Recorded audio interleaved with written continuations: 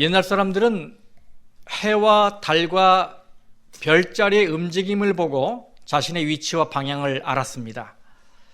하지만 이것도 흐린 날이나 안개 낀 날에는 이 방법을 사용할 수가 없었죠. 그런데 나침반의 발견으로 이 문제가 해소가 됩니다. 역사적으로 나침반은 중국 사람들이 발명한 것으로 알려져 있습니다. 이것은 먼 바다를 항해하는 선원이나 탐험가들에게는 생명과도 같은 도구입니다. 만일 이 나침반이 없었다면 망망대해를 항해하다가 어떻게 자신의 위치를 알고 방향을 잡았겠습니까? 만일 이것이 없었다면 콜럼버스의 아메리카 신대륙 발견도 없었을 것입니다. 그런데 요즘에는 이 나침반을 가지고 다니는 사람이 거의 없습니다. 왜냐하면 GPS 때문입니다. GPS는 하늘에 떠 있는 인공위성으로부터 위치 정보를 받는 시스템이지요. 본래 이 GPS는 1970년대에 미국과 소련이 대치하고 있을 때 이 미국이 군사 목적으로 개발한 것입니다. 미사일을 쏘려면 위치가 정확해야 되잖아요. 그래서 정확한 위치를 알기 위해서 이 GPS를 활용했던 것입니다. 그런데 이 GPS 시스템이 군사용에서 민간에까지 상용하게 된 계기가 있었어요. 그것은 1983년 9월 1일에 전 뉴욕 존 F 케네디 항공을 출발한 대한항공이 앵커리지를 경유해서 김포공항으로 가다가 소련 사할린 상공에서 미사일에 맞아 격추됩니다. 그때 이 비행기가 위치를 잡질 못해가서 실수로 소련 영공을 침범했어요. 그래서 미사일을 맞고 폭파된 것입니다.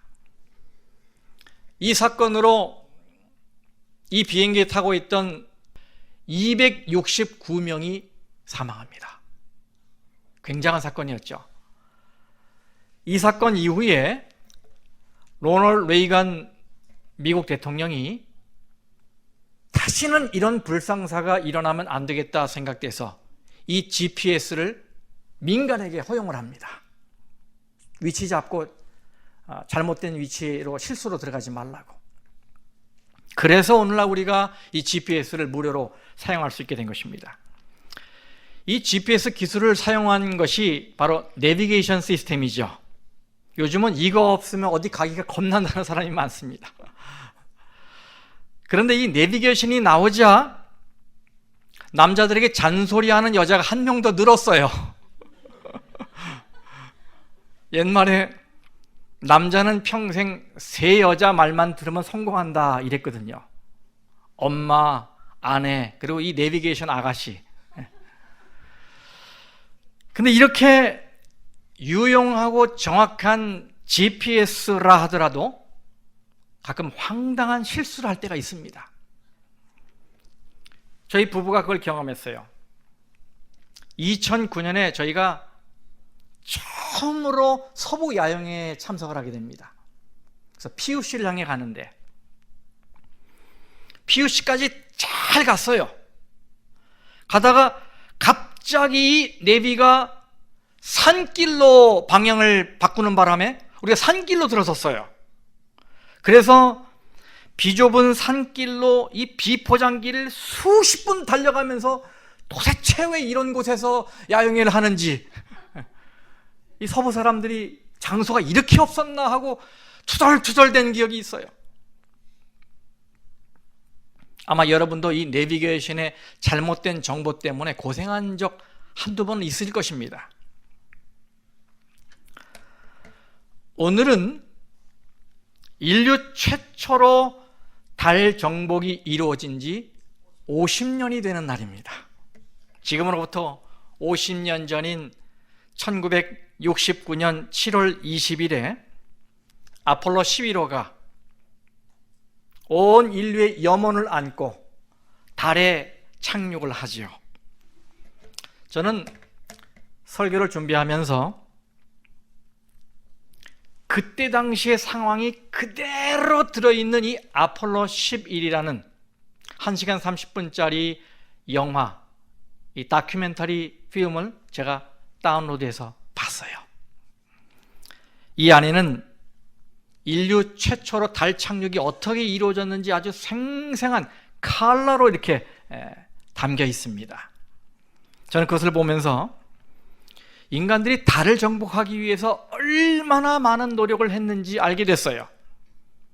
이 아폴로 계획에 참여한 전문가의 수만 해도 40만 명이 됩니다. 천재들이 모인 그곳에 40만 명이 몰려 있었어요. 아폴로 11호는 발사 후 12분 만에 지구 궤도에 진입했습니다. 그리고 지구를 한 바퀴 반을 돌고 달로 향합니다. 이를 지휘한 지상통제실의 맨 앞자리에는 수학자들이 앉아 있었습니다. 그들의 모니터에는 그들이 계산한 우주선의 궤도가 올려져 있어요. 수학자들은 이 수학을 이용해서 어느 지점에서 가속해야 달의 궤도에 안전하게 진입할 수 있는지를 다 계산해냈어요. 그리고 수많은 시뮬레이션을 거치면서 만전을 기했습니다. 여기에는 그 어떤 사소한 실수도 용납되지 않았습니다. 그런데 달 착륙선 이글이 사령선 콜롬비아로부터 분리돼서 달 착륙을 시도할 때 컴퓨터에서 알람이 울렸어요. 2번이나 알람이 울립니다. 이것 때문에 지상에서는 초긴장 상태에 빠집니다. 잘못하다가는 컴퓨터의 모든 기능이 정지될 수 있지 않나라는 그런 두려움 때문이었어요. 그런데 곧 이 휴스턴의 관제센터에 있는 컴퓨터 엔지니어가 이 알람을 무시하고 그냥 착륙해도 된다라는 사인을 보내자 알람을 무시하고 2번이나 거치면서 그냥 착륙을 합니다. 그런데 계산착오로 착륙 지점이 지나가 버렸어요. 저 예전에 이거 몰랐어요. 그런데 요번에 이제 알게 된 겁니다. 착륙 지점이 지나갑니다.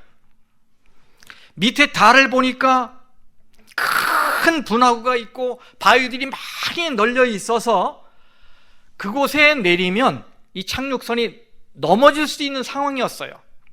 그래서 암스트롱 선장이 이 조종을 반수동으로 바꿉니다. 그래서 조금 더 안전한 지역에 내리기 위해 점점 움직입니다. 그래서 4마일이나 더 가요. 그 때문에 예상했던 시간이 많이 흘러서 이제는 연료가 떨어지지 않나라는 걱정에 빠지게 됐습니다. 손에 땀을 쥐는 상황이었어요. 모두가 초긴장 상태로 이 광경을 지켜보고 있는데 다행히 이 연료계의 잔량이 16초를 가리킬 때 착륙을 합니다. 16초만 지나면 착륙할 수도 없는 상황이 될 뻔했어요. 연료 부족으로 아예 랜딩 자체가 취소될 뻔했단 말입니다. 그 착륙했다는 소식이 들리자 이 지상에서 박수를 치고 환호하고 한숨을 이제 몰아쉬었습니다. 여러분, 이렇게 천재들만 모여있는 이 우주센터라 하더라도 인간 자체가 불완전하기 때문에 실수를 저지릅니다. 그런데 하나님은 어떤 분이십니까, 여러분? 우리 이 말씀을 같이 한번 읽어보겠습니다. 이 말씀 신명기 32장 4절을 표준 세번역 성경으로 읽어보겠습니다. 시작. 하나님은 반석, 하시는 일마다 완전하고 그의 모든 길은 올곧다. 그는 거짓이 없고 진실하신 하나님이시다. 의로우시고 곧기만 하시다. 예. 하나님은 하시는 일마다 어떻다고요? 완전하십니다. 실수가 없으신 하나님, 완전하신 하나님이세요. 그런데 여러분, 그 완전하신 하나님이 세상을 사랑하신다는 거예요. 세상을 사랑하신다. 요한복음 3장 16절, 하나님이 세상을 이처럼 사랑하사 독생자를 주셨으니 이는 그를 믿는 자마다 멸망하지 않고 영생을 얻게 하려 하심이라. 아멘. 실수 없으신 완전한 하나님이 세상을 사랑하셨다? 저는 이것을 더 깊이 감사하기 위해서, 더 깊이 느끼기 위해서 세상을 사랑하시고 나를 사랑하신 하나님이 어떤 하나님이신지를 명상해 봤어요. 자, 여러분, 저와 함께 우주를 한번 생각해 보십시다. 우리가 밟고 있는 이 지구는 축을 중심으로 23.5도 기울어져 있어요. 그리고 축을 중심으로 매일 시계 반대 방향으로 스스로 돌고 있습니다. 이걸 뭐라 그래요? 지구의 자전이라고 합니다. 그런데 여러분, 지구가 얼마나 빠른 속도로 자전하고 있는지 아세요? 시속 1036마일로 자전하고 있습니다. 1시간에 1036마일 도는 속도로 스스로 돌고 있어요. 제가 이번에는 좀 준비할 때 시간이 많이 걸렸어요. 다 따져봐야 되니까. 여러분, 이 LA에서 시애틀까지 거리가 1135마일입니다. 그러니까 1시간에 거의 시애틀 근방까지 가는 속도로 이 지구가 어떻게 하고 있어요? 돌고 있는 거예요. 여러분, 한국에 가서 KTX 열차를 타보신 분들이 있을 겁니다. 저도 지난번에 타봤는데 옆에 서 있으면 KTX가 이렇게 지나갈 때 얼마나 빠른지 실감을 할 수가 있어요. 그냥 슉 지나가는데 깜짝 놀라요. 그 소리와 그 속도에 깜짝 놀랍니다. 근데 그 KTX가 시속 305km예요. 시속 305km. 그런데 이 지구는 자전 속도가 그 KTX의 5배 반 빠릅니다. 5배 반 빨라요. 굉장하잖아요. 동시에 이 지구는 태양을 중심으로 공전하고 있습니다. 근데 여러분, 얼마나 빠른 속도로 공전하고 있는지 아세요?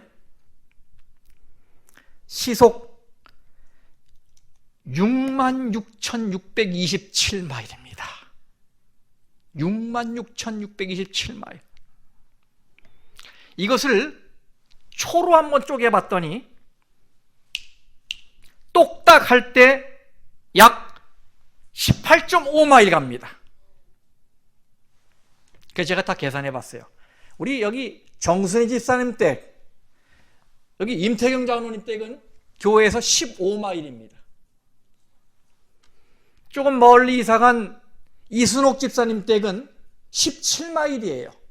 그런데 똑딱 하는 동안에 이 지구가 얼마나 빠르다고요? 18.5마일 가는 거예요. 굉장한 속도 아닙니까? 생각해 보십시오. 이 거대한 땅덩어리가 70억 명의 승객을 태우고 똑딱 할 때 스스로 0.3마일도 가고, 그리고 공전으로는 18.5마일 똑딱 할 때 가는 속도로 달려가고 있어요. 스스로 돌면서 달려가고 있단 말이에요. 저는 이거 생각하니까 너무 놀라운 거예요. 혹시 이렇게 지구가 빠르게 자전과 공전을 하는 상황에서 여러분 어지러움증을 좀 느끼십니까? 여기 앉아 계실 때 여러분 어지러우신 분 계세요? 손 한번 들어보세요. 손 드시는 분 아마 빈혈 때문일 거예요. 다른 것 때문이 아니에요. 아무도 못 느껴요. 하나님이 이렇게 창조하신 거예요. 이렇게 창조하셨어요. 놀랍지 않습니까, 여러분? 여러분, 이 지구가 얼마나 광대합니까? 만약 우리가 이 지구에서, 이 땅에서 바라보이는 저 태양까지 자동차를 몰고 간다면 얼마나 걸릴까? 제가 계산해 봤어요. 만일 시속 150마일로 달린다. 150마일이 빨라요, 느려요? 여러분, 교회 밴이 최대 속도가 110이에요. 그리고 좀 고급 차들은 140, 160마일이에요. 그래서 제가 중간을 생각한 거예요. 150마일로 이 자동차가 달린다고 생각해보세요. 우주 자동차입니다. 이 태양 에너지를 연료로 받아서, 그러니까 중간에 주유할 필요가 없어요. 150마일로 달립니다. 이 컨버터블에서 지붕을 열었어요. 바람을 맞으면서 달렸습니다. 150마일로 쉬지 않고 갑니다. 24시간, 1년 365일 150마일로 달려서 지구의 태양까지 얼마나 걸린지 아십니까? 71년 걸립니다. 71년. 굉장하죠? 굉장해요. 왜냐하면 지구의 태양까지의 거리가 이렇기 때문이에요. 1억 4,960만 킬로미터이기 때문에 그래요. 또 한번 상상해 봤습니다. 다시 태양 에너지를 받아서 이번에는 이 지구가 속한 이 태양계, 지구가 태양계 안에 속해 있잖아요.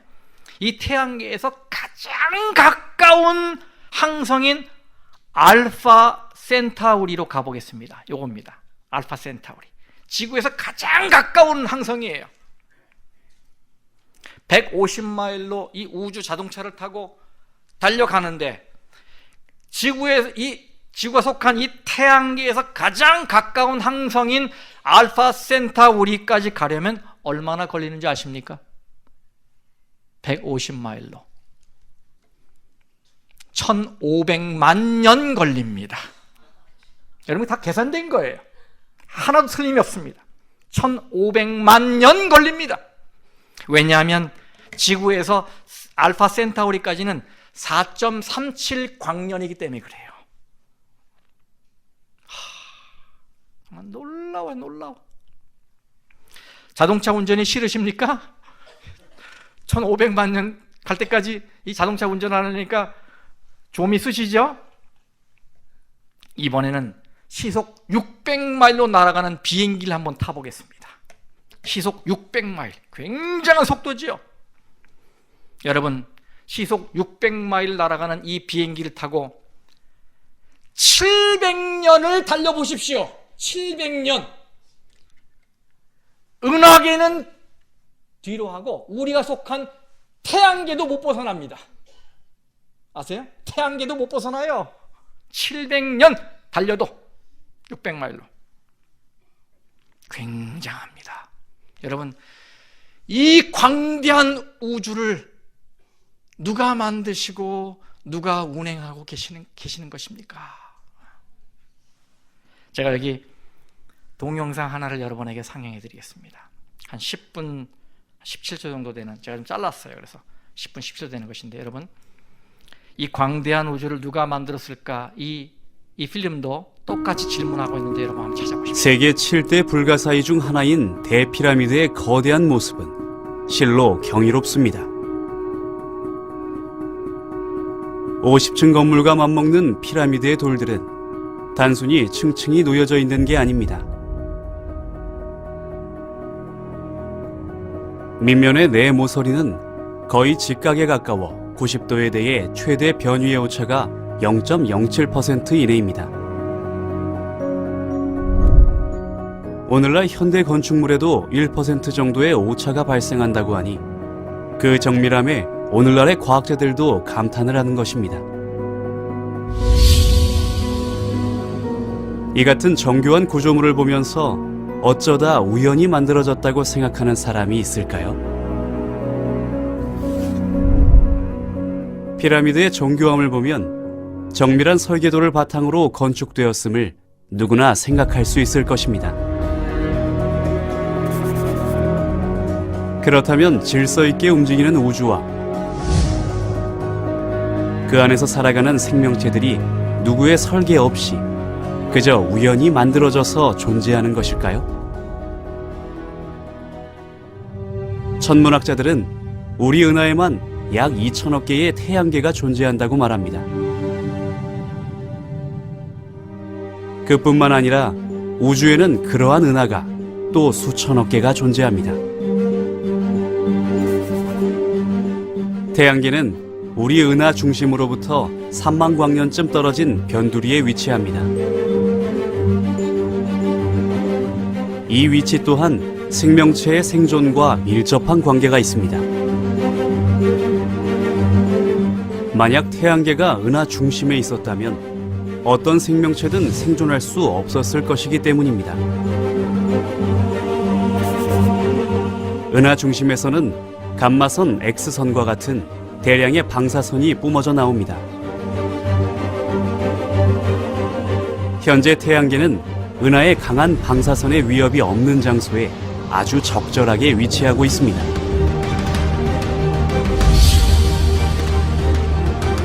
또한 지구는 물 저장이 가능한 암석형 행성입니다. 우리 태양계에서 암석형 행성은 지구 외에도 수성, 금성, 화성이 있습니다.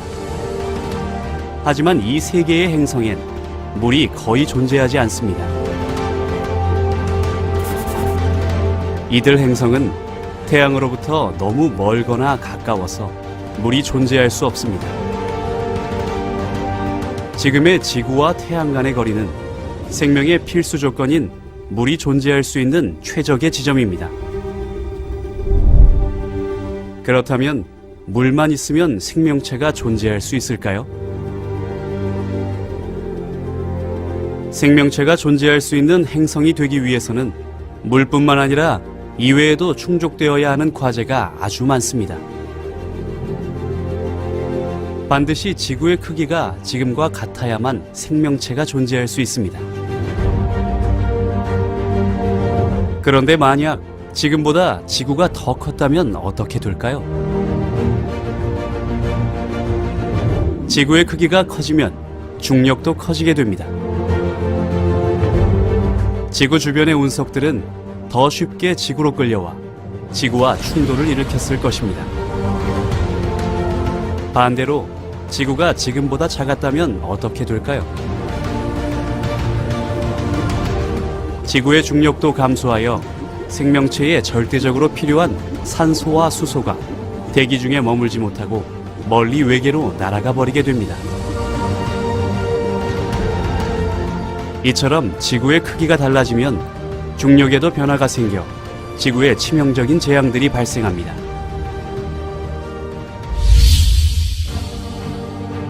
현재 지구는 생명체가 살 수 있는 최적의 크기와 최적의 중력을 갖고 있습니다. 이 모든 것들이 과연 우연히 만들어진 조건일까요? 사실 지구는 태양계로부터 생존의 위협을 당하고 있습니다. 태양은 약 10만 도에 이르는 에너지 폭풍과 방사능, 자외선 등 생물의 유전자를 파괴시키는 해로운 우주선을 매일 지구로 쏟아냅니다. 하지만 다행히도 지구는 외핵으로부터 생성된 자기장이 지구의 보호막이 되어 태양풍을 막아주고 있습니다. 이 모든 것이 그저 우연일까요? 인류를 위협하는 건 태양풍뿐만이 아닙니다. 매일 지구로 떨어지는 운석이 100톤이나 되니 소행성과 지구의 충돌은 돌이킬 수 없는 멸망으로 이어질 수 있습니다. 하지만 다행히도 지구의 주변엔 지구를 지켜주는 힘센 이웃들이 있습니다. 지구보다 1000배나 큰 목성과 토성은 지구로 향해 떨어지는 운석이나 소행성들을 강한 중력으로 진공청소기처럼 끌어당깁니다. 그 사이를 비집고 들어온 운석은 또 한 번 달이 막아주고 최종 지구의 대기권에서 산산조각이 납니다. 이처럼 지구는 몇 단계에 걸쳐 보호를 받고 있습니다. 이외에도 생명체가 존재하기 위해 필요한 조건들은 무수히 많습니다. 수많은 요인들이 지금에서 더하거나 빼지 않고 지금처럼 딱 적절해야 됩니다.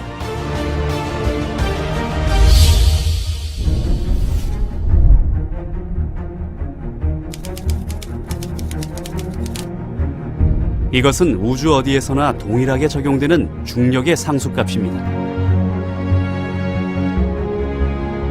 만약 지금의 중력 상수가 조금이라도 달라진다면 어떻게 될까요?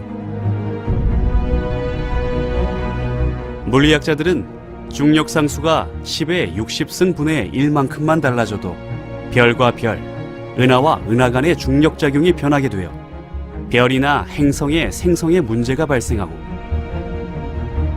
결국 지금의 우주 질서는 깨지게 될 것이라고 말합니다. 그렇다면 10의 60승분의 1의 크기는 어느 정도일까요? 우주의 크기를 한 변이 138억 광년인 정사각형으로 가정하여 계산할 경우 우주를 향해 아무렇게나 쏜 화살이 1제곱밀리미터의 목표물에 정확히 명중할 확률입니다. 이 점과 같은 작은 목표물에서 조금만 옆으로 빗나가도 우주의 중력이 달라져서 균형과 질서가 깨진다는 말입니다.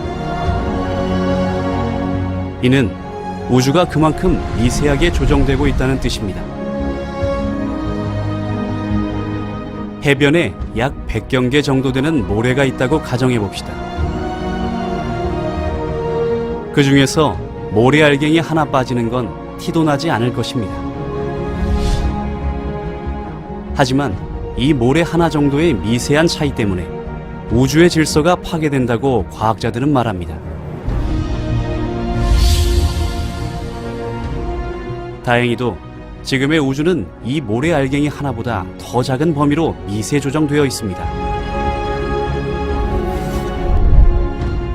예를 들어 자동차의 바퀴 밸런스가 조금만 맞지 않아도 차는 좌우로 흔들리며 불안한 주행을 하게 됩니다.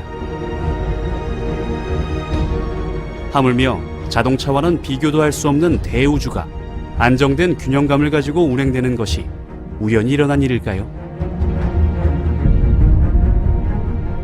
누군가에 의해 미세하게 조정되지 않고서는 불가능한 일입니다.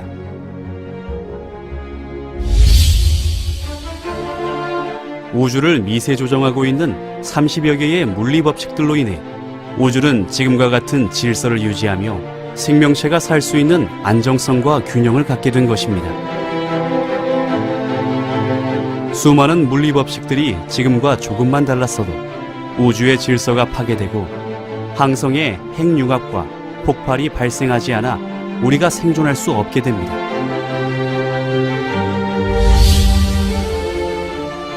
우주가 이처럼 질서 있고 정교하게 조정되어 움직이고 있는 것이 우연히 발생된 일일까요? 우주는 설계자에 의해 설계됐다는 사실을 배제하고서는 설명이 불가능합니다. 절묘하게 균형 잡힌 우주에는 창조주 하나님의 설계 흔적이 역력히 드러나 있습니다. 하나님께서 미세 조정하시는 우주의 별은 70억 인류의 머리카락을 합한 수보다 무려 1억 배나 많습니다.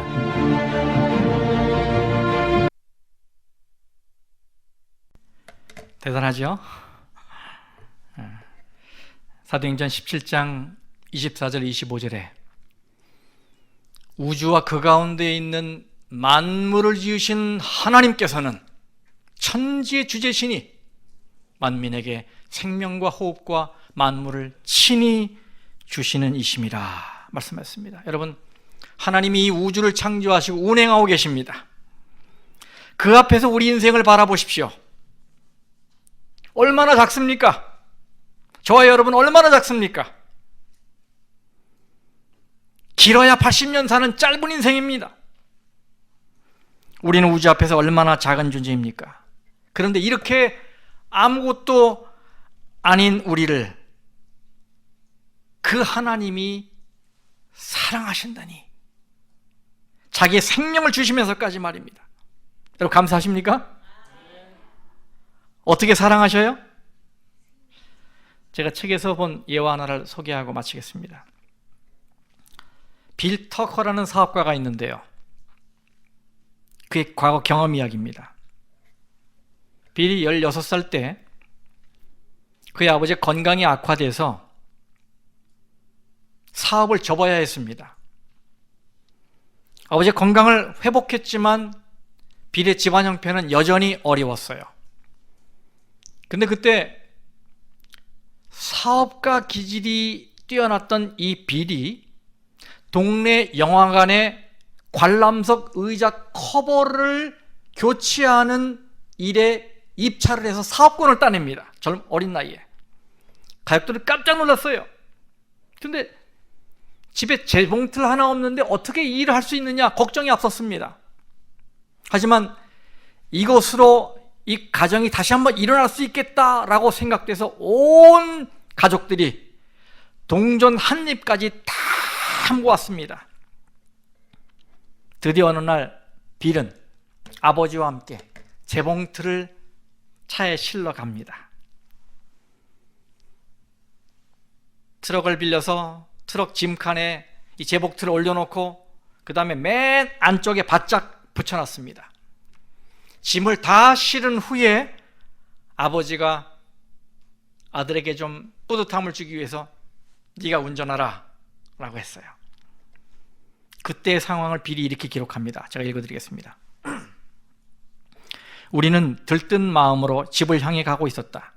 그런데 16살짜리 운전자라면 누구나 그러하듯 나는 속도에 신경을 쓰지 않았던 것 같다. 고속도로로 진입하기 위해 막 교차로를 돌던 순간을 나는 절대 잊지 못할 것이다. 그렇지 않아도 윗부분이 커서 불안정한 재봉틀이 한쪽으로 기울어지던 그 광경을, 브레이크를 세게 밟았지만 때는 이미 늦었다. 재봉틀이 옆으로 쓰러졌고 나는 차에서 황급히 뛰어내려 짐칸으로 달려갔다. 트럭 모서리를 도는 순간 나는 우리 가족의 희망과 꿈이 바닥에 나 동그라진 채 산산조각 나 있는 것을 보았다. 아버지를 돌아보니 그냥 멍한 표정만 짓고 계실 뿐이었다. 가족을 부양하기 위해 감수해야 했던 아버지의 모든 위험, 모든 노력, 모든 몸부림, 모든 꿈, 모든 희망이 거기 그렇게 산산이 흩어져 있었다. 아버지가 무슨 말을 하실지 불을 보듯 훤했다. 멍청한 녀석이 차를 그렇게 빨리 모는 바람에 우리 식구를 먹여 살릴 기계를 다 부숴놨구나. 이제 우리 집은 망했다. 하지만 아버지가 하신 말씀은 그게 아니었다. 아버지는 내 얼굴을 똑바로 쳐다보며 말씀하셨다. 아, 빌, 아빠가 정말 미안하다. 그러고 내게 다가와 어깨에 팔을 두르며 또 말씀하셨다. 아들, 괜찮을 거야. 여러분, 하나님도 똑같은 말씀을 우리에게 속삭이십니다. 여러분의 어깨를 감싸 안고 말입니다. 내가 너를 사랑한다. 이제는 괜찮아질 거야. 여러분의 삶이 산산조각 나서 회복 불가능한 상태에 있다 할지라도 여러분 걱정하지 마십시오. 다 괜찮아질 것입니다. 왜냐하면 온 우주를 창조하신 하나님이 여러분을 사랑하시기 때문입니다. 인간이 만든 자동차는 매일 서로 부딪히고 사고가 나는데 어떻게 수십억 개의 별들은 그렇게 한치의 오차도 없이 조화와 균형을 이루며 움직일 수 있을까요? 바로 하나님의 사랑의 힘 때문이 아닙니까? 실수가 없어진 하나님의 사랑 말입니다. 그런 하나님이라면 우리의 불행을 행복으로 바꾸실 수 있고 우리의 비틀거리는 삶에서 의미를 끌어낼 수 있지 않겠습니까? 하나님이 세상을 이처럼 사랑하사, 이 복음 중에 복음을 붙잡고 여러분 어깨를 펴시고 사시길 간절히 바랍니다. 우주를 운행하시는 실수가 없으신 하나님, 그 하나님이 이 작고 작은 나를 사랑하신다는 이 놀라운 사실, 그 사랑의 힘이 한 주간 여러분을